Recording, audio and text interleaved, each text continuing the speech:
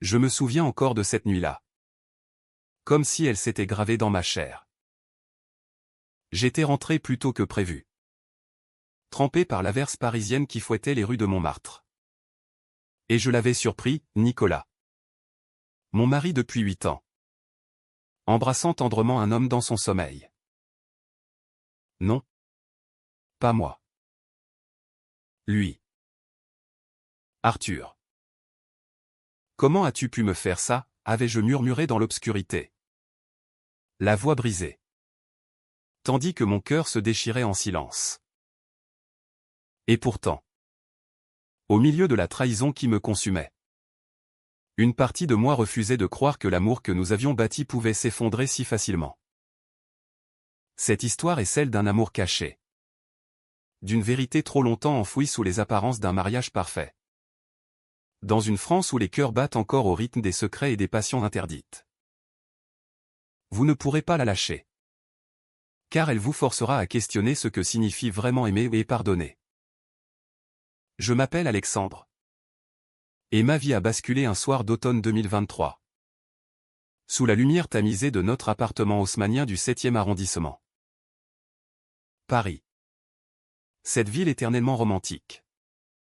Avait toujours été le témoin silencieux de notre union. Nicolas et moi nous étions rencontrés à l'université. À la Sorbonne. Lors d'une conférence sur la littérature du 19e siècle. Il était ce jeune homme aux yeux verts perçants, aux cheveux châtains légèrement ondulés.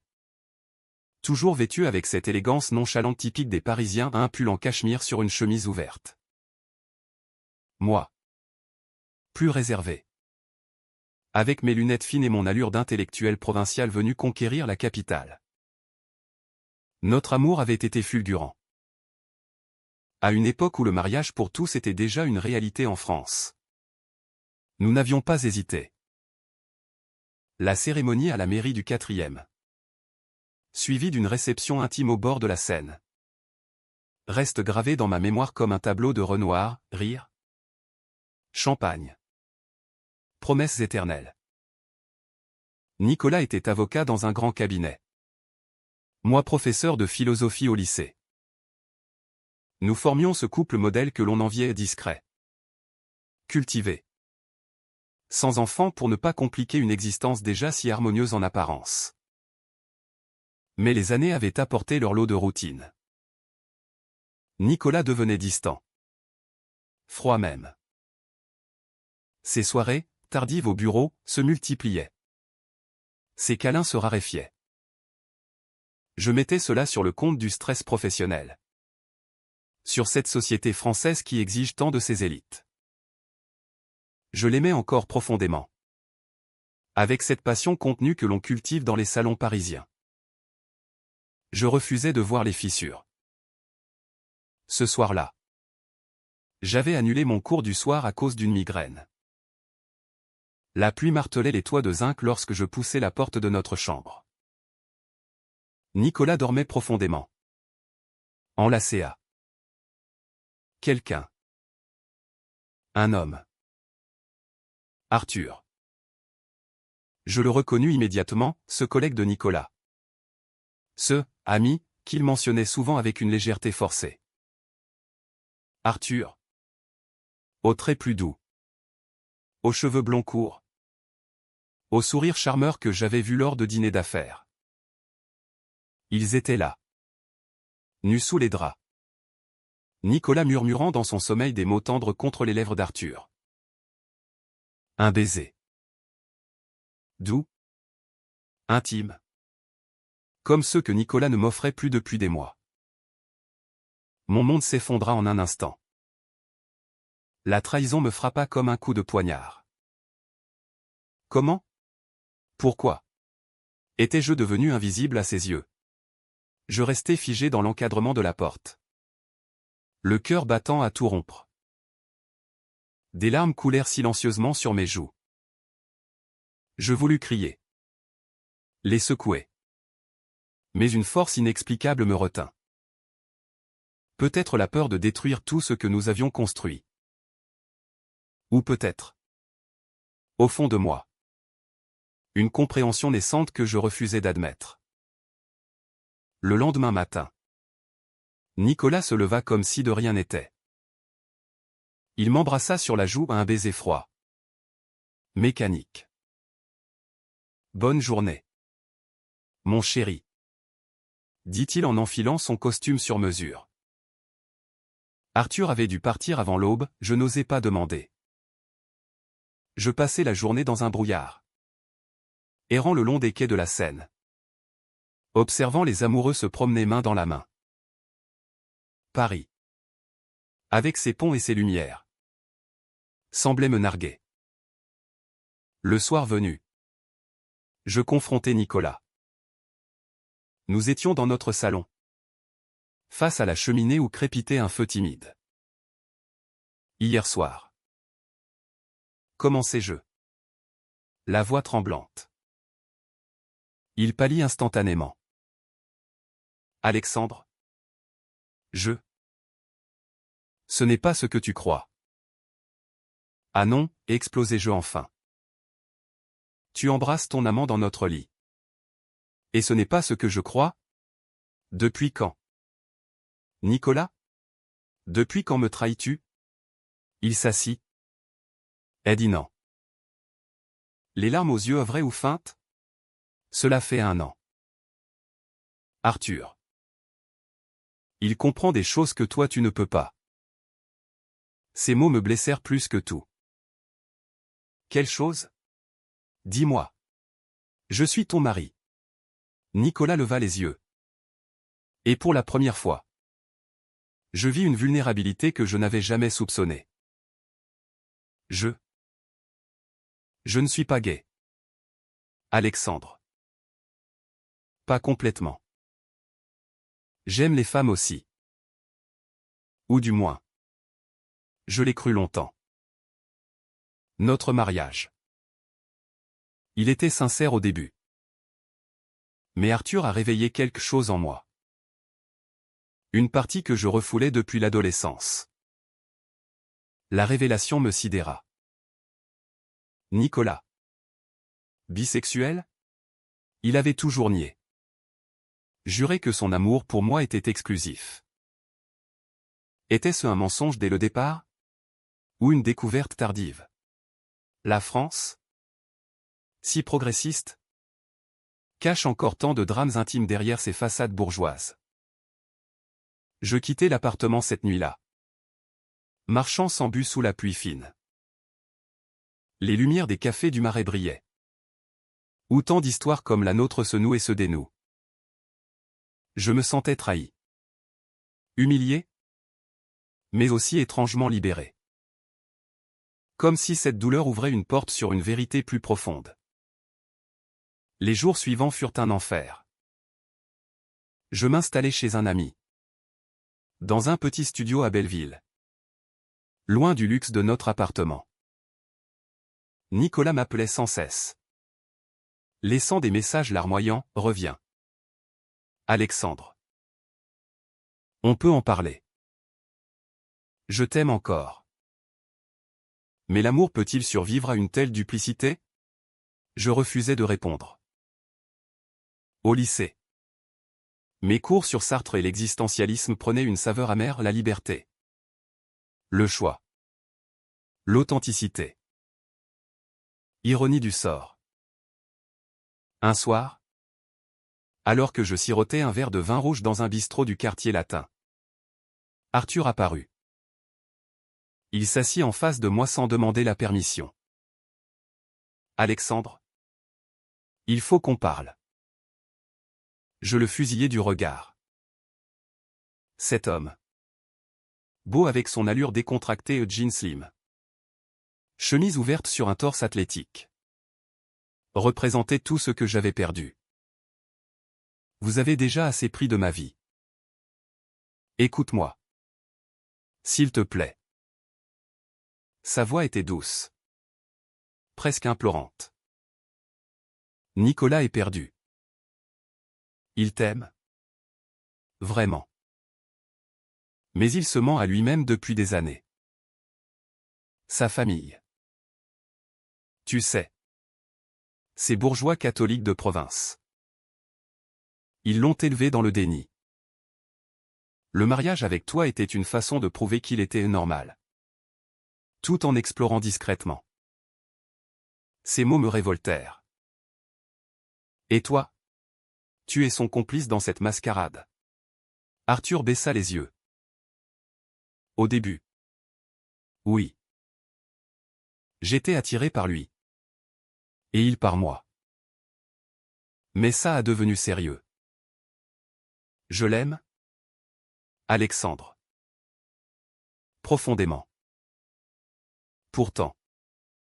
Je sais qu'il ne pourra jamais te remplacer complètement. Une compréhension inattendue naquit en moi. Arthur n'était pas un prédateur, il était une victime collatérale de ce chaos émotionnel.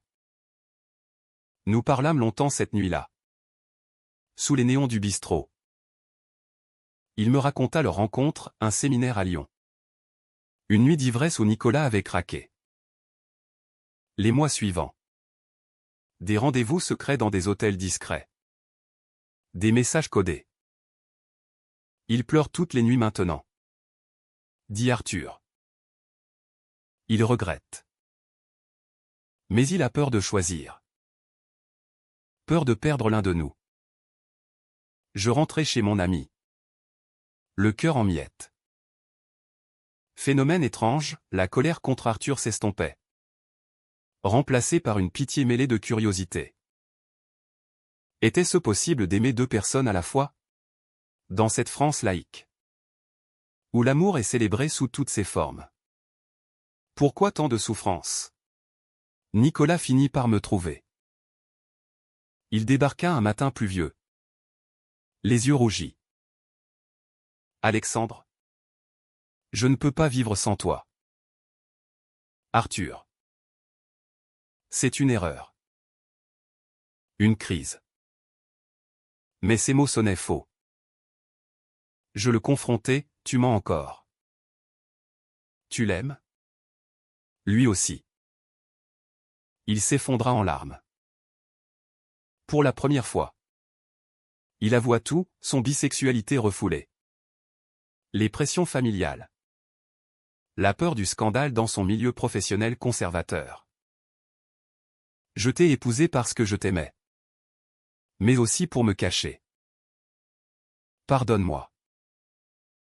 Nous passâmes des heures à parler. Vraiment parler. Sur le balcon.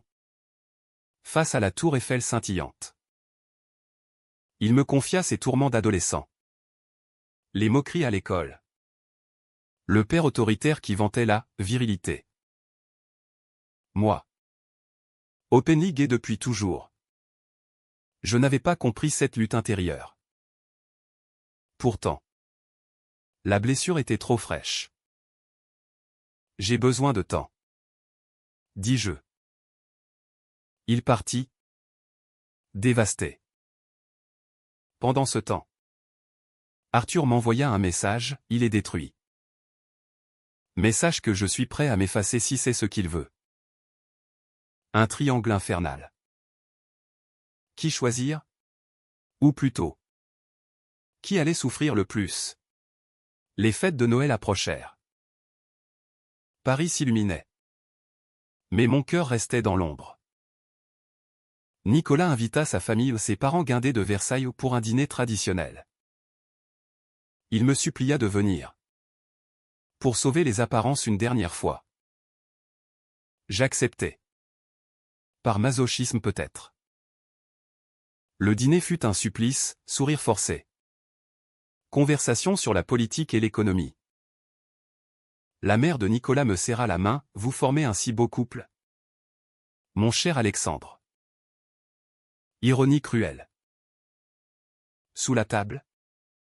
Nicolas effleura ma main. Un geste désespéré. Après le départ des invités. Il craqua. Je ne peux plus mentir. À eux. À moi. La nouvelle année 2024 débuta dans la tourmente. Nicolas décida de tout avouer à sa famille. Un déjeuner dominical chez eux. Dans leur maison cossue. J'insistais pour l'accompagner ou par soutien. Ou par besoin de voir la vérité en face. La scène fut déchirante. Son père, un ancien magistrat à la retraite, devint livide. Bisexuel? Tu plaisantes? Après ton mariage avec Alexandre? C'est une aberration. Sa mère pleura, invoquant la religion. La tradition. Nous t'avons élevé dans les valeurs chrétiennes. Comment peux-tu nous faire ça? Nicolas tint bon. La voix ferme malgré les tremblements. Je vous aime. Mais je ne peux plus vivre dans le mensonge. Arthur fait partie de ma vie maintenant. Le mot « Arthur » déclencha l'explosion. Insulte. Menace de déshéritage. Le père le gifla, même un geste choquant dans cette famille si policée. Nous partîmes sous les cris. De retour à Paris. Nicolas était brisé. Ils m'ont renié. Tout ça pour être toi-même. Complétai-je doucement. Il se tourna vers moi. Les yeux emplis de gratitude et de désir confus. Nous fîmes l'amour cette nuit-là passionnément. Comme au premier jour. Un moment de réconciliation fragile. Mais Arthur refit surface. Il appela Nicolas. Désespéré. Je ne supporte pas d'être le secret. Choisi. Enfin. Le conflit culmina lors d'une confrontation à trois. Dans un café discret de Saint-Germain-des-Prés. L'air était chargé de tension. Arthur, élégant dans un manteau en laine, me fixa. Alexandre. Je ne veux pas te voler ton mari. Mais je l'aime. Vraiment. Nicolas. Entre nous deux. Semblait au bord du gouffre. Je vous aime tous les deux. Différemment. Mais profondément. Alexandre est ma stabilité. Mon histoire. Arthur est ma passion réveillée. Mes mots sortirent comme un venin, tu ne peux pas nous avoir tous les deux. C'est égoïste. Cruel. Arthur acquiesça. Il a raison. Je suis prêt à partir si tu choisis lui. Mais Nicolas ne choisit pas. Pas encore. Il proposa une pause. Du temps pour réfléchir. Nous nous séparâmes tous les trois. Le cœur en lambeaux. Les mois suivants furent un calvaire psychologique. Je plongeai dans le travail. Lisant Camus et ses absurdités. Nicolas consulta un thérapeute. Spécialisé dans les questions d'identité sexuelle, une démarche courageuse en France. Où la psychanalyse reste reine. Arthur. De son côté. Déménagea à Lyon pour un poste professionnel. Distance salvatrice? Pourtant. Les messages continuaient. Nicolas m'écrivait des lettres manuscrites, tradition française oblige, confessant son amour éternel pour moi. Tout en avouant ses sentiments pour Arthur. Un soir de printemps. Alors que les cerisiers fleurissaient au jardin du Luxembourg. Je reçus un appel d'Arthur. Il est hospitalisé. Tentative de suicide. Le choc me paralysa. Nicolas avait avalé des somnifères. Laissant une note, je ne peux pas vous faire souffrir plus. Pardonnez-moi. À l'hôpital Saint-Antoine. Je le vis pâle, branché à des machines. Arthur était déjà là. Tenant sa main. Nous nous regardâmes. Ennemis devenus alliés dans la douleur. Il nous aime trop pour choisir, murmura Arthur. Les jours de convalescence furent intenses. Nicolas. Affaibli. nous confia ses abysses, la culpabilité. La peur d'être anormal, même dans une société tolérante. Le poids des attentes sociétales. En France, on célèbre l'amour gay. Mais la bisexualité reste tabou, dit-il un jour. On nous accuse d'indécision, de cupidité émotionnelle. Je pris sa main. Tu n'es pas cupide. Tu es humain. Arthur. Présent. Ajouta, on peut trouver une solution. Tous les trois. L'idée d'une relation polyamoureuse plana. Controversée. Provocante. Était-ce possible? L'été arriva. Avec ses terrasses bondées et ses nuits chaudes. Nicolas sortit de l'hôpital. Transformé. La tentative avait été un électrochoc. Il rompit avec les conventions, il présenta Arthur à ses amis. Assuma publiquement sa bisexualité lors d'un dîner. Mais sa famille resta sourde. Son père le déshérita formellement. Tu n'es plus mon fils. Cette perte le ravagea. Nous passâmes des soirées à consoler ses larmes. Arthur et moi. Dans une alliance inattendue.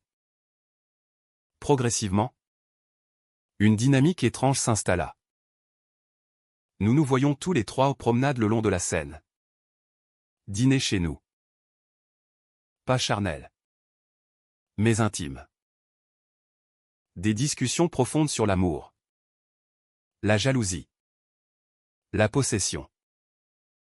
Je découvris en Arthur un homme sensible. Artiste dans l'âme, il peignait des toiles abstraites inspirées de nos tourments. Nicolas. Au centre, rayonnait d'une liberté nouvelle. Pourtant, les conflits persistaient. Jalousie sourde, un regard trop prolongé. Une confidence partagée avec l'un plutôt que l'autre. Un soir, explosion, je surpris Nicolas et Arthur s'embrassant passionnément dans la cuisine. La rage me submergea. C'est ça. Votre solution? Me marginaliser. Arthur partit. Furieux. Nicolas pleura, ce n'était rien. Juste un moment. Mais la fissure grandissait. La société française. Si ouverte au mariage gay. Juge encore les relations non monogames. Amis qui se détournaient. Murmures au travail. Le climax survint en septembre. Lors d'un voyage en Provence que nous avions planifié à trois. Dans une maison provençale entourée de lavande. Sous un ciel étoilé. Tout explosa. Arthur déclara, je ne peux plus partager. Je veux Nicolas pour moi seul. Je rétorquai, moi non plus. 8 ans de mariage ne s'effacent pas. Nicolas. Déchiré. Hurla, arrêtez. Vous me détruisez. Il s'enfuit dans la nuit. Nous le cherchâmes des heures. Paniqué. Nous le trouvâmes au bord d'un champ. Effondré. Je vous aime tous les deux. Mais je ne peux pas continuer ainsi. Le silence tomba. Décision inévitable. Arthur prit la parole, je m'efface. Alexandre. Tu es son encre. Je pars. Tear stream down his face. Un sacrifice noble. Douloureux. Mais Nicolas secoua la tête. Non. C'est moi qui dois choisir. Il me regarda. Puis Arthur. Le moment de vérité. Nicolas choisit. Ni l'un ni l'autre. Au début. J'ai besoin d'être seul. Pour me retrouver. Arthur partit pour Berlin. Une nouvelle vie. Moi. Je restais à Paris. acceptant une séparation temporaire. Les mois passèrent. Nicolas voyagea seul en Bretagne, Normandie, lisant, méditant. Il écrivit des lettres à nous deux. Des confessions poignantes sur son identité enfin assumée. Au printemps 2025. Il revint. Changé. Apaisé. Il me contacta d'abord. Un café à Montparnasse. Alexandre, tu es l'amour de ma vie. Stable. Profond. Arthur était une passion. Une révélation. Mais pas un avenir. Nous nous réconciliâmes lentement. Dîner aux chandelles.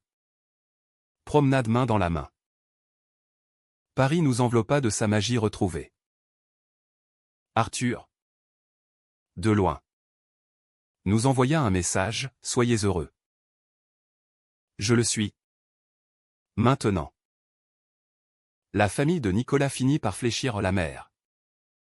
Du moins. Reprit contact après une lettre émouvante. Notre mariage, ébranlé, se renforça dans l'authenticité.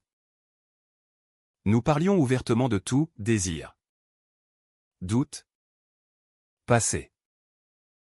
Un soir, sur le pont des Arts, Nicolas murmura, « Merci de m'avoir attendu. De m'avoir aimé malgré tout. » Je répondis, « L'amour vrai pardonne. » Il comprend. Paris. Témoin éternel. Scintilla autour de nous. Une fin heureuse. Forgée dans le feu des épreuves. Ou peut-être pas une fin. Juste un nouveau chapitre. Car l'amour, comme la vie, est fait de nuances grises. Passionnée. Humaine. Dans cette France des lumières et des ombres, nous apprîmes que la trahison peut mener à la vérité. La douleur à la croissance. Et que parfois, le baiser interdit n'est que le début d'une rédemption.